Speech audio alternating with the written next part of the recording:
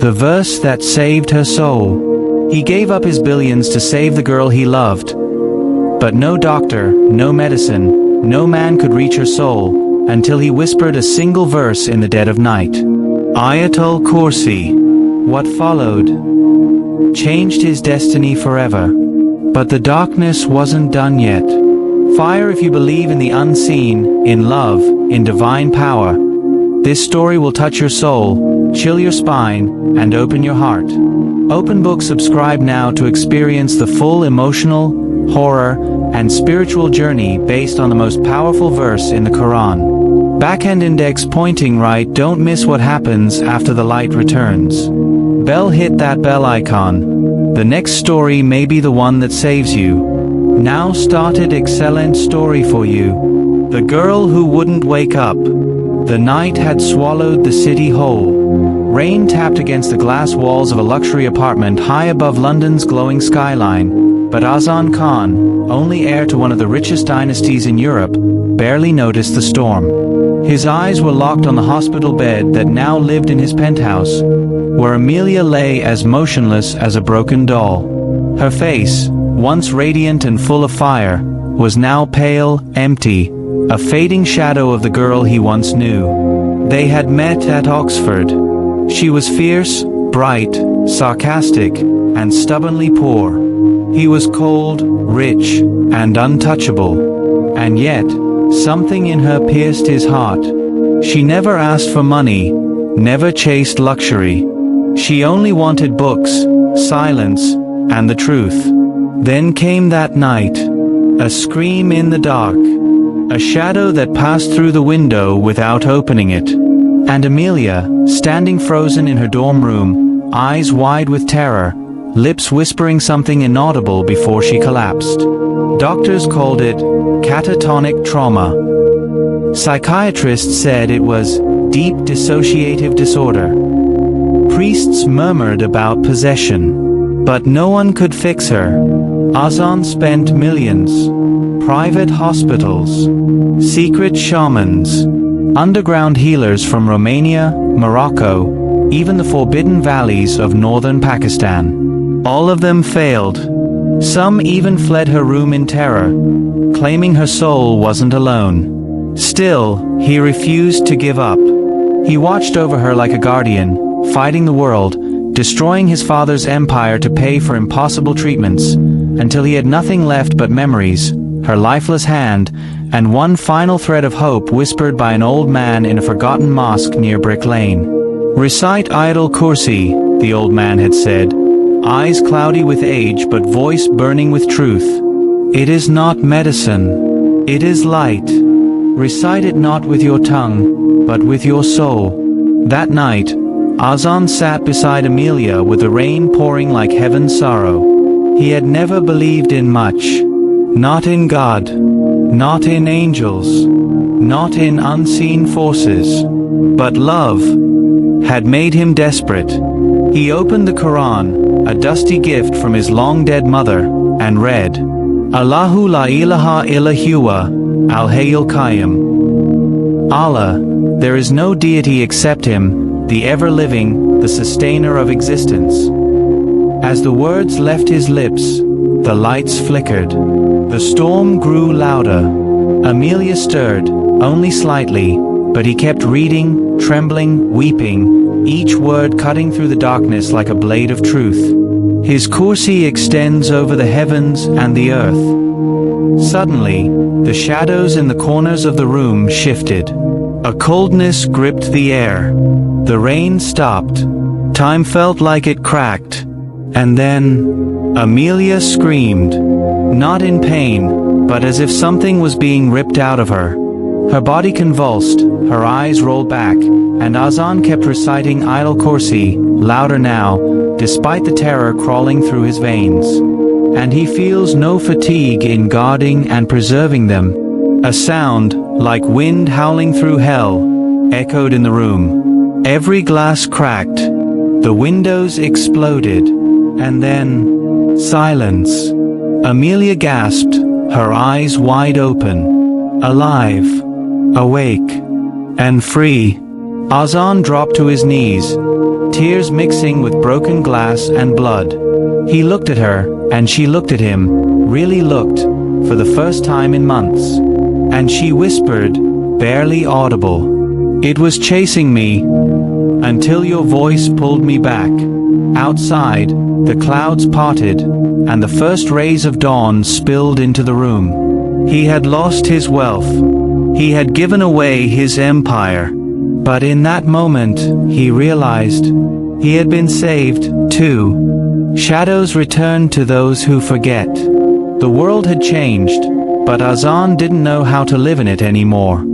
Amelia was awake now, smiling, breathing, laughing again. But somewhere in her eyes, buried deep behind the glimmer, he could still see fragments of the night she had lost herself. And sometimes, when the room grew too quiet, or the wind knocked against the windows just right, she would freeze. "Do you remember anything?" he asked her once, his voice low. Amelia looked away. Only eyes, burning red, and something whispering in a language older than time. Azan couldn't sleep after that. He had begun praying again. Not out of habit, but out of need. Every night, he would sit at the edge of the bed and recite Ayatul Kursi, not as a ritual but as a shield, a light he held desperately against the lingering dark. But the world outside didn't understand what they had been through. Doctors now called it miraculous recovery. Media called it modern faith healing. But only Azan knew the truth. Something evil had touched her soul, and it was not finished. Weeks passed. Then one night, Amelia woke up screaming again. Her hands clawed at the air. Her lips whispered that same old, lost language. She stared at the ceiling as if something was crawling above them. Azan leapt from sleep and grabbed the Quran, his fingers shaking as he turned to the verse. But this time, his voice faltered. He had missed his prayers for 2 days. He had gotten busy with news interviews, with selling the story, with book deals and podcasts. The light in him had dimmed, and the shadows knew. He tried to recite again, Allahu la ilaha illa huwa. But a dark wind burst through the room, slamming doors, blowing out candles. Amelia began levitating from the bed, her limbs stiff, mouth wide open in a silent scream. "You left the path," a voice growled, not from Amelia, but through her. "You used the verse, but forgot the one behind it." Azan fell to his knees. Guilt, fear, regret, it all swallowed him at once. He realized it wasn't Ayatul Kursi alone that saved her. It was his sincerity, his broken, desperate heart calling to Allah, not the words themselves. "Ya Allah, forgive me," he cried. "I thought it was me, but it was you all along." The darkness laughed. But then, he did something he hadn't done before. He prostrated, face pressed into the floor, tears flooding his prayer rug. "I surrender. Not just my voice. My soul." And in that moment, clarity. The verse came to his lips not as memorized words, but as a pulse of his heart. La takuzuhu sinatu wala nom. He neither tires nor sleeps. Light erupted around him. Not a blinding light, but warm, calm, and pure. Amelia dropped to the bed like a feather. The air turned still, and the whispers vanished. He held her in his arms, sobbing, whispering the verse over and over, not as magic, but as connection. The next morning, Azan made a choice. No more interviews. No more prophets. He took what money remained and built a small prayer center, hidden in a poor part of the city, where forgotten souls came for shelter, prayer, and healing.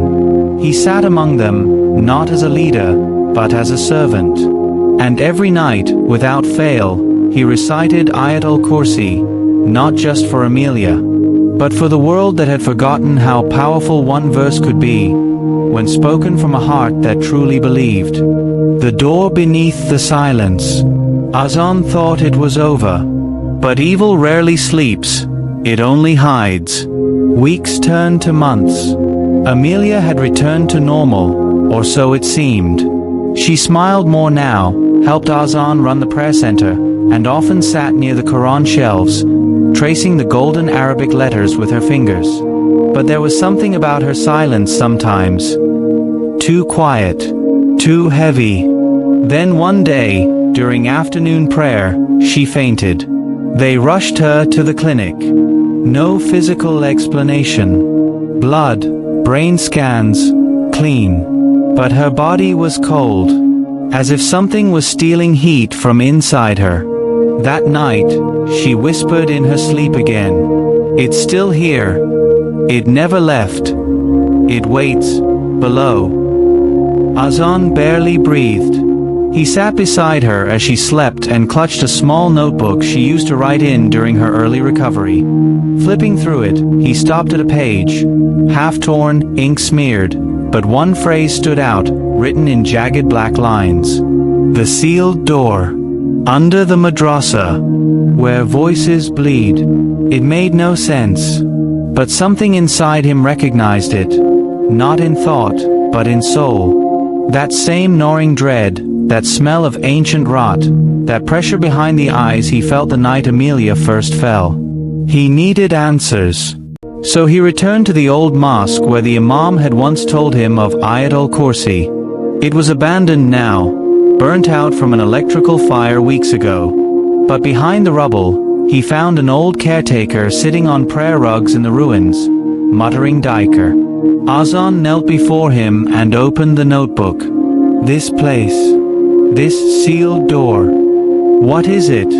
The old man didn't look up. Some places are buried for a reason. That madrasa beneath this ground, it was locked long before I was born. They say a jinn used to live here. Not an ordinary one. A marid, bound by chains of scripture, until someone recited them with mockery, and the seal weakened. Azan's heart dropped. Was it Amelia?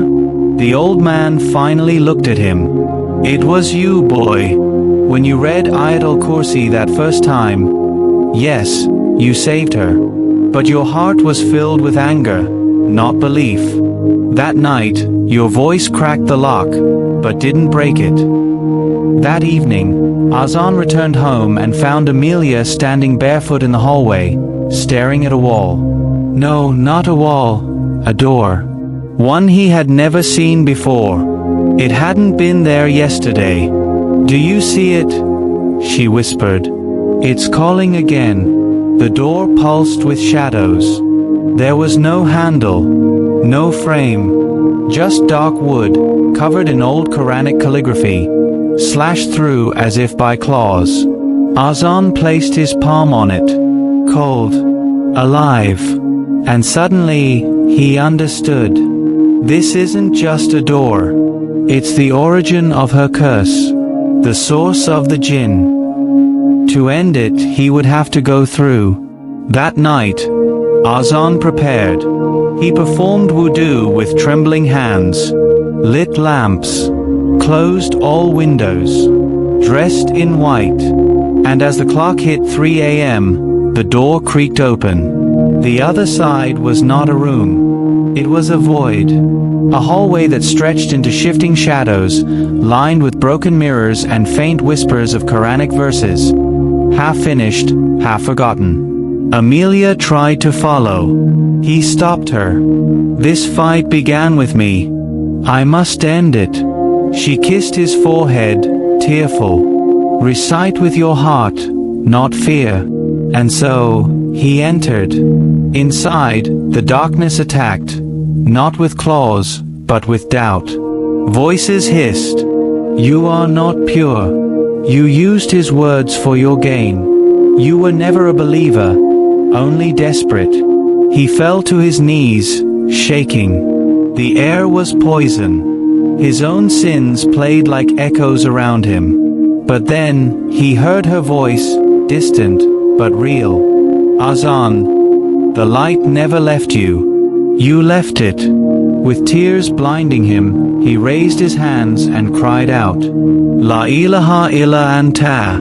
Ya Allah, I return to you, not to be saved, but to serve.